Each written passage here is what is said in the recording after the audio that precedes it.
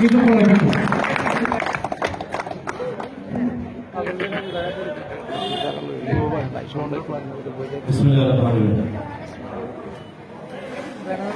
এর আজকে এই ফাইনাল খেলা শেষে পুরস্কার বিতরণ অনুষ্ঠানে উপস্থিত সম্মানিত সভাপতি উপস্থিত আছেন। ইতিমধ্যে যিনি সুন্দর বক্তব্য রেখেছেন কুমিল্লা মহানগর স্বেচ্ছাসেবক দলের সাবেক সভাপতি নিজামুদ্দিন কায়সার, উপস্থিত আছেন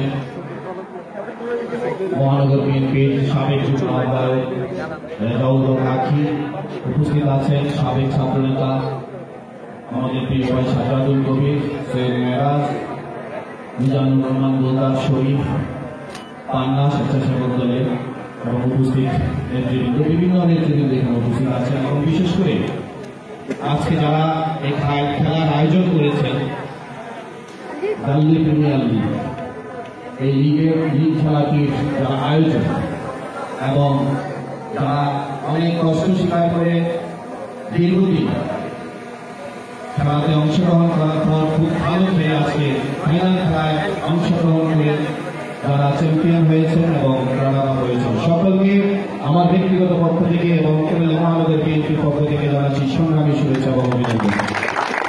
আজকের এই খেলায় হার জিত থাকবে, যারা চ্যাম্পিয়ন হয়েছেন তাদেরকে অভিনন্দন জানাই, যারা রানার্স আপ হয়েছেন ইনশাআল্লাহ আগামী দিনে আপনারা চ্যাম্পিয়ন হবেন, আপনাদের জন্য শুভকামনা জানাই।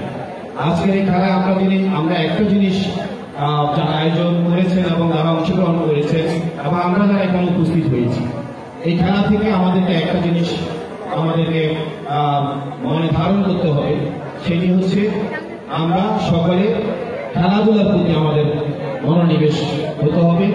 খেলাধুলার পাশাপাশি আমাদেরকে 5 ওয়াক্ত নামাজ আদায় করতে হবে। নামাজ এবং খেলাধুলা এই দুটির মধ্যে যদি আমরা নিজেকে নিয়োজিত রাখতে পারি তাহলেই কিন্তু আমাদের শারীরিকভাবে আমরা ভালো থাকবো, সুস্থ থাকবো, আমাদের সুন্দর একটি জীবন গড়তেও বিশাল সহায়ক ভূমিকা রাখবে খেলাধুলা এবং নামাজ।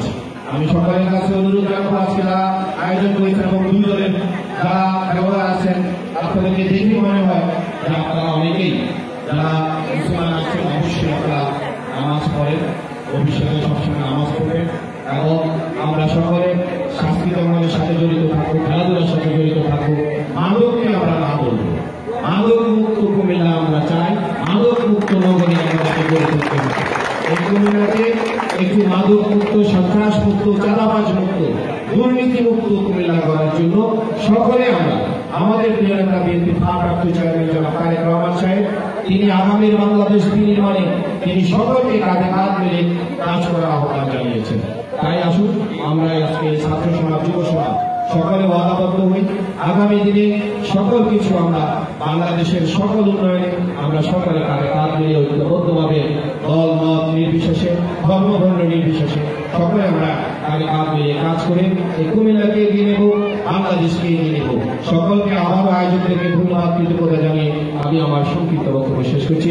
আল্লাহ হাফেজ, বাংলাদেশ জিন্দাবাদ। ধন্যবাদ সবাই।